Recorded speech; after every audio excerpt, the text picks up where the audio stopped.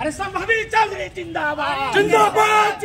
नमस्कार, हमारे news channel में बहुत बहुत स्वागत है। समस्तीपुर लोकसभा क्षेत्र के सांसद संभावी चौधरी हायाघाट विधानसभा क्षेत्र के महादेव होरलपट्टी महादेव मंदिर परिसर में पहुंची, जहां पहले महादेव जी का आशीर्वाद ली, फिर कार्यकर्ता संवाद में भाग ली। हायाघाट विधानसभा क्षेत्र से आए हुए तमाम सभी कार्यकर्ताओं ने इस कार्यक्रम में शामिल हुआ और साथ ही पहले संभावी चौधरी जो सांसद है उनको पाग, माला और चादर पहनाकर भव्य तरीके से स्वागत किया और बारी बारी से सभी कार्यकर्ताओं ने सांसद संभावी चौधरी को भव्य तरीके से स्वागत किया, गुलदस्ता देकर स्वागत किया और साथ ही हायाघाट विधानसभा क्षेत्र के तमाम कार्यकर्ताओं ने जन समस्याओं को लेकर सांसद संभावी चौधरी के हाथों में अपना समस्या सौंप दिया और साथ ही उन्हें आश्वासन मिला कि समस्याओं को समाधान जरूर किया जाएगा। लेकिन वही सामुदायिक केंद्र हायाघाट की समस्याओं को लेकर रणधीर झा ने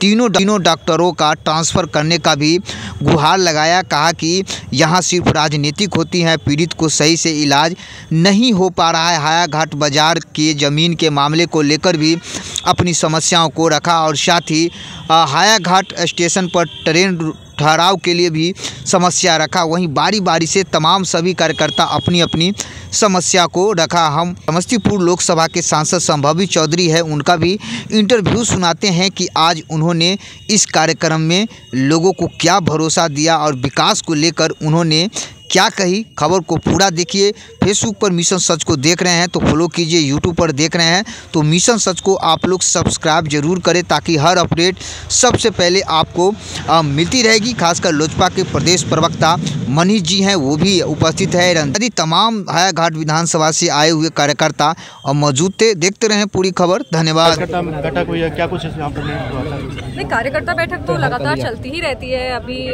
मेरा प्रयास रहता है हर 2 महीने 3 महीने में हर ब्लॉक में एक कार्यकर्ता बैठक हो। बहुत बड़ा क्षेत्र है 6 विधानसभा, तो हर प्रखंड में जा के कार्यकर्ता, जब तक दूसरी बार आते तब तक 2-3 महीने गुजर गए होते, तो हमेशा अच्छा लगता है कार्यकर्ताओं से मिलके और इससे एक रिश्ता जो है वो मजबूत होते रहता है। और जो क्षेत्र में जो कमियां, ऐसा नहीं है ना कि सारा काम सभी स्पीड पे हो रहा है, हम लोग कितना भी प्रयास करें तब भी कुछ ना कुछ काम छूट ही जाता है। तो ये एक होता है कि रिफ्रेश हो जाता है, जो काम छूट गया है उसको फिर से किया जाता है। अगर सड़क का ही हो तो जैसे अब हायाघाट में 26 सड़क बन गए हैं, 80 सड़क जो प्रक्रिया में है, तो अब ये सारे सड़क कैसे कैसे बन रहे हैं, कहाँ से कहाँ करना, नए आवेदन में क्या जाना है। मिड डे मील जो है, कभी अगर उसका कंप्लेन आया है, अभी नाली का प्रॉब्लम है, तो ये सब छोटी छोटी समस्याएं जो होती रहती है। पर यही है कि अगर बार बार आप कार्यकर्ताओं से मिलते रहें, कार्यकर्ताओं से जुड़ते रहें, तो आपको भी समझ में आएगा कि क्षेत्र की क्या मांग है और क्षेत्र की क्या आवश्यकताएं हैं, और फिर आप उसको अपने बेहतर अपने जो भी आपका टाइम पीरियड है, जैसे संसदीय कार्य का जितना भी टाइम पीरियड है, उसमें उसको थोड़ा और बेटर तरीके से आप कर सकते हैं। कहीं दूर बैठ के तो ये चीज़ नहीं हो सकता ना। जो छोटे छोटे कार्यकर्ता हैं वो तो आपसे मिलने दिल्ली नहीं आ सकते,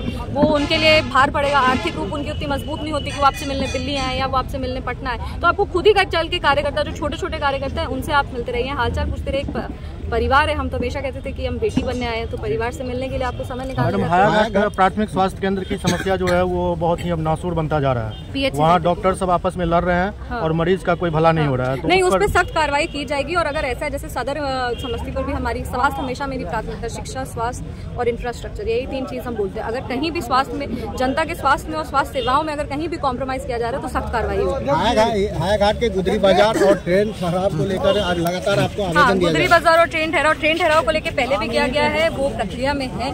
मंत्रालय को चिट्ठी चली गई है। मंत्रालय को जो फर्स्ट स्टेप होता है किसी भी चीज़ को एड्रेस करने का, वो ले लिया गया है। रेल मंत्रालय में चिट्ठी जा चुकी है और ट्रेन ठहराव पे चर्चा हो रही है। लेकिन जब ट्रेन ठहराव की बात होती है तो उसको पूरा आपको रूटीन में लाना पड़ता है, क्योंकि आपको लगता है कि 2 मिनट का स्टॉप है, पर वो तो ट्रेन स्टेशन वाइज चलता है, उसकी बहुत लंबी प्रक्रिया होती है। पर वो शुरू हो चुका है।